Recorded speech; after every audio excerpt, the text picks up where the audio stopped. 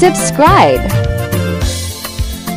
Kuna jambo Mungu anaweza kafanya maishani mwako, wanadamu wakabaki wanashangaa. Kuna jambo Mungu anaweza kafanya maishani mwako, wanadamu wakabaki wanaulizana. Leo wanakushusha chini, wanakona huna kitu, ipo siku watabaki wanaulizana. Wakati Mungu anakuinua, wakati Mungu anakuinua,